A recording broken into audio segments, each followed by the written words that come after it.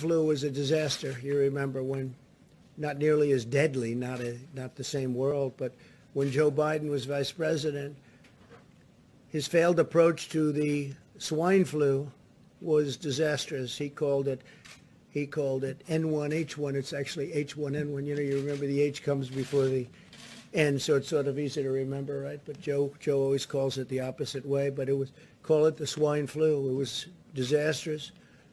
And his own chief of staff said that when Biden helped manage the swine flu in 2009, they, quote, did everything possible wrong.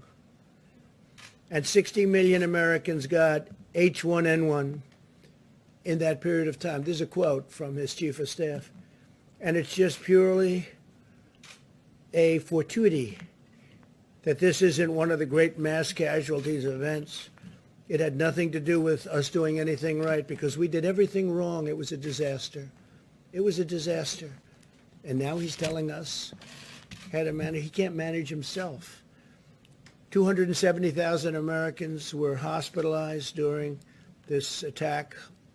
The outbreak was so rampant that the Obama administration told states to stop testing. We don't want any tests because they don't want to show all of the things that tests show. By the way, we're setting a record on testing.